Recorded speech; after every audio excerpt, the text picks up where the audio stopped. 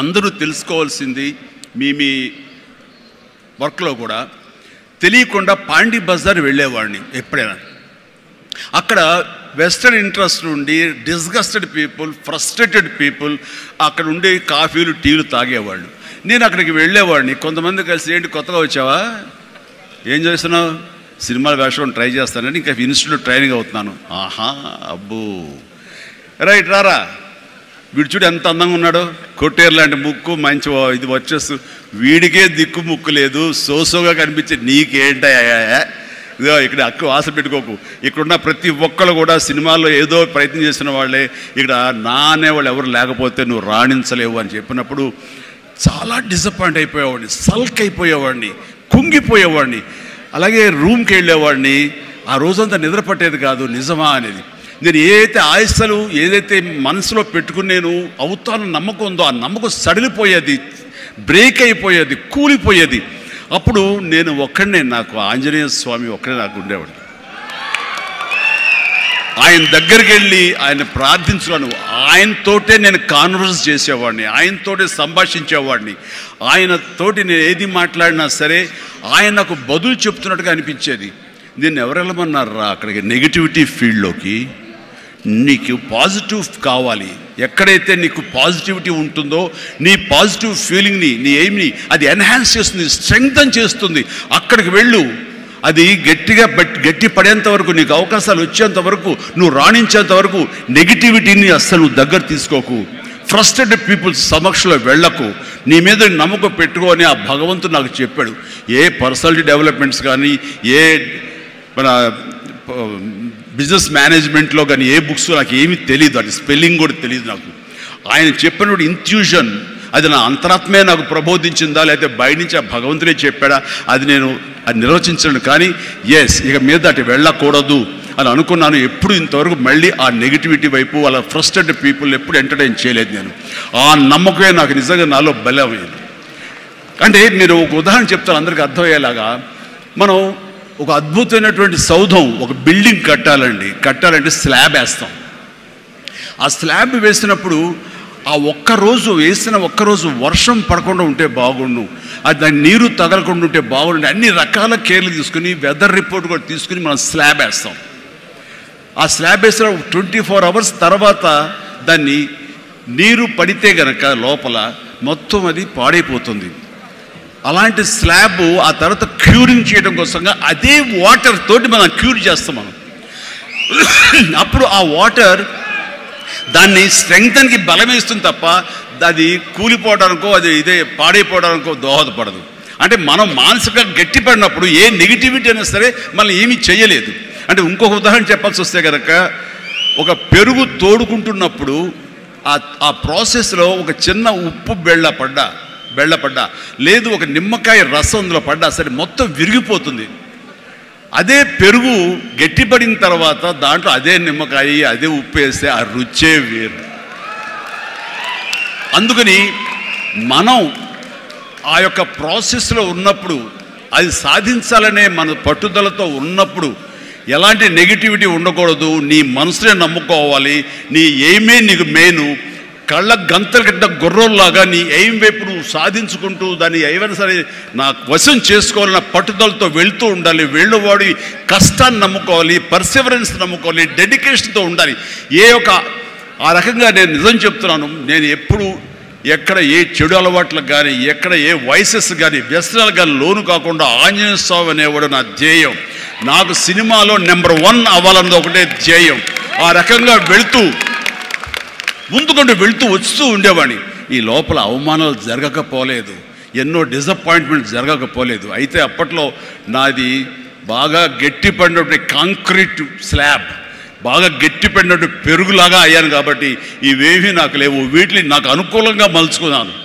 ఒక గ్రద్ద పైకి ఎగురుతున్నప్పుడు తన స్వశక్తితోటి పైకి ఎదగదు. కొంతవరకు ఎగిరిన తర్వాత అక్కడ ఉండేటటువంటి గాలి పవనాలని అదును చూసుకుని వాటిలోకి ఎంటర్ అయ్యి ఆ యొక్క కరెంట్స్ తోటి అది ఇంకొంచెం హైట్కి వెళ్తుంది. అందుకని నాకున్న పరిస్థితులు నాకు అనుకూలంగా మార్చుకుని నేను పైకి వెళ్తూనే వచ్చాను తప్ప ఎప్పుడు కిందకి పడలేదు. నేను ఈ రోజుకి పడలేదు.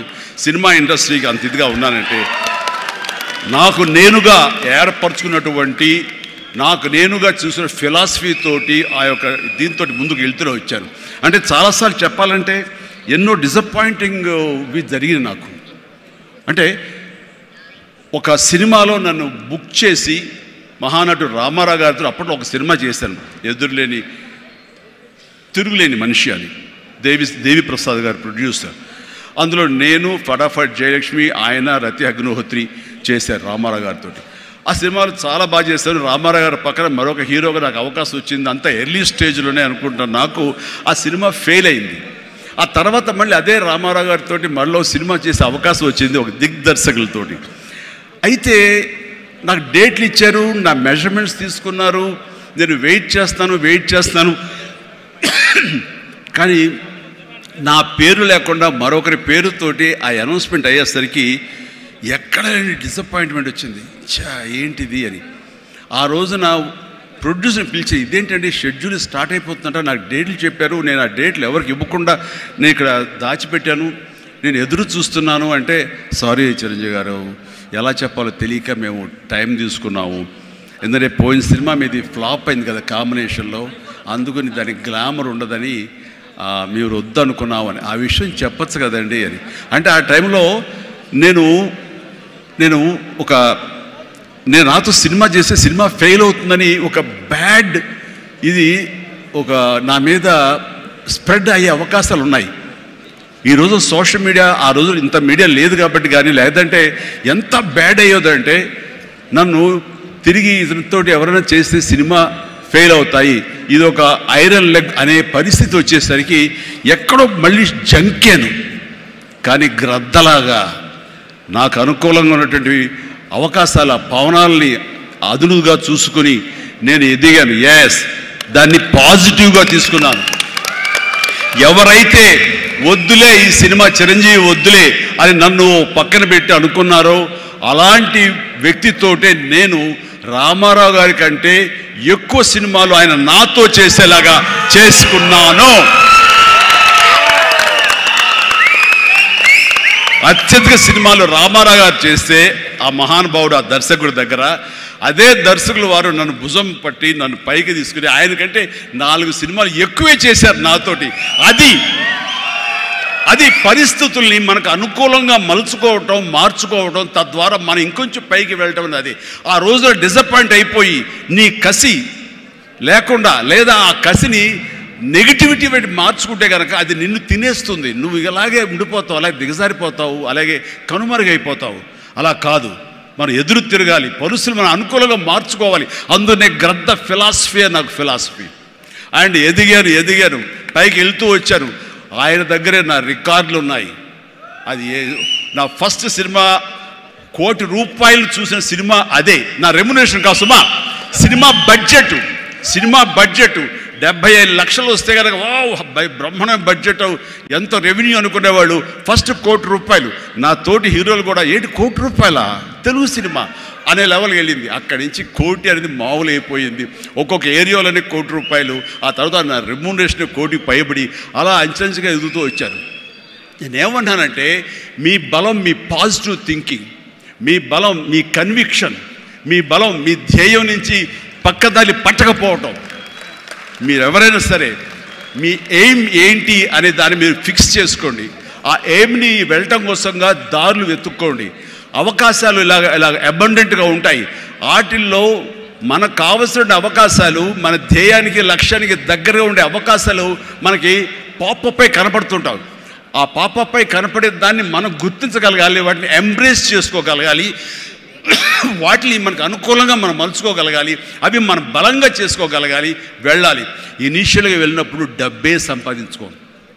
డబ్బే కాదు ప్రధానం, నిలదొక్కుకోవడం ప్రధానం. మన ఎయిమ్ వైపు మనం వెళ్ళటం అన్నది అది ప్రధానం. వెళ్ళిన తర్వాత డబ్బు ఆటోమేటిక్గా వస్తుంది. అనుకున్నావా ఇంత వస్తుందని, ఆ తర్వాత డబ్బునే పెంచుతుంది.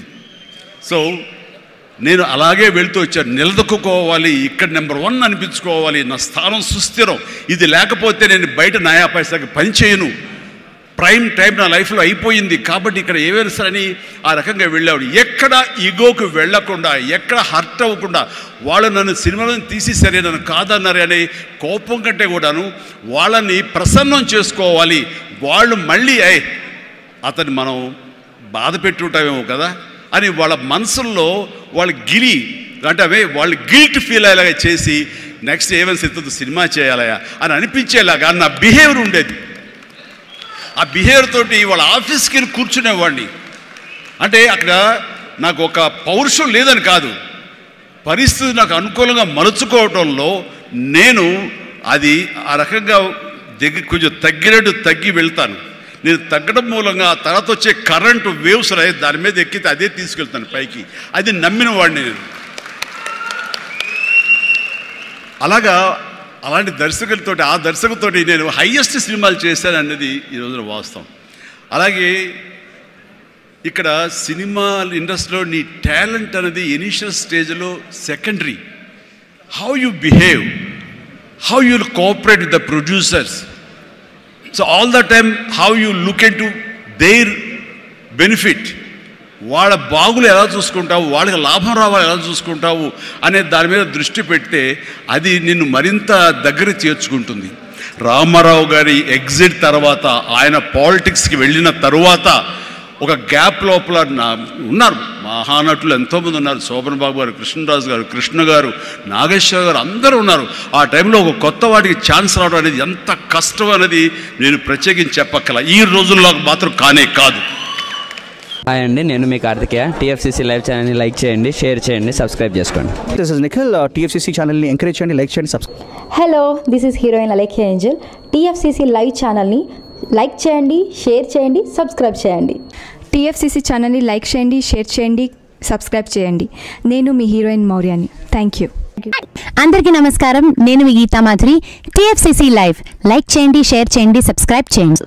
హాయ్ అందరికీ నమస్కారం, నేను మీ Madhupriya. Please like, share, subscribe to TFCC live. Please subscribe TFCC channel. Like చేయండి, షేర్ చేయండి. టీఎఫ్సీసీ ఛానల్ని లైక్ చేయండి, షేర్ చేయండి, సబ్స్క్రైబ్ చేయండి.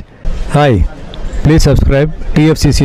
Hello, this is your all సిప్లిగన్స్. Please do subscribe TFCC live channel. Thank you so much. Please do subscribe to TFCC live channel and like, share and subscribe చేయండి. Hi, నేను మీ Vijay Shankar. TFCC channel do subscribe, like చేయండి, share చేయండి. Thank you. నమస్తే, నేను మీ Karthika. TFCC ఛానల్ని share చేయండి, లైక్ చేయండి, సబ్స్క్రైబ్ చేయండి. అందరికీ నమస్కారం. I'm your favourite actress Ankita Maharana. Like చేయండి, షేర్ చేయండి, సబ్స్క్రైబ్ చేయండి. TFCC live. Love you all. TFCC live ఛానల్ని లైక్ చేయండి, సబ్స్క్రైబ్ చేయండి. అందరికీ నమస్కారం. టీఎఫ్సీసీ లైవ్ లైక్ చేయండి, షేర్ చేయండి, సబ్స్క్రైబ్ చేయండి. నీ heroine Srujitha Ghosh. Thanks to all of you. Hi, నేను మీ లావణ్య. మన టీఎఫ్సీసీ లైవ్ ఛానల్ కి సబ్స్క్రైబ్ చేసుకోండి. అలాగే ఇందులో అప్లోడ్ చేసే ప్రతి వీడియోను లైక్, షేరింగ్ గా కామెంట్ చేస్తూ ఉండండి. అలాగే ఇక్కడ కనిపించే ఈ బెల్ ఐకాన్ ని మీరు ఇలా క్లిక్ చేసినట్లయితే ఇందులో అప్లోడ్ చేసిన ప్రతి వీడియో నోటిఫికేషన్స్ మీకు వచ్చేస్తాయి. Hi, this is Poojitha. Please subscribe to TFCC YouTube channel. Hi అండి, నేను మీ అనుశ్రీ. మన టీఎఫ్సీసీ లైవ్ ఛానల్ని లైక్ చేయండి, షేర్ చేయండి, అలాగే సబ్స్క్రైబ్ చేయండి. ఇది TFCC live. Like, share, subscribe చేయండి. Jiya Noorin Shari. Bye. Please subscribe to TFCC. Hi, నేను మీ Saptagiri. Please subscribe TFCC. Hi everybody, యూట్యూబ్లో సబ్స్క్రైబ్ చేయండి, వ్యూ చేయండి, ఫాలో చేయండి for all news about Telugu film.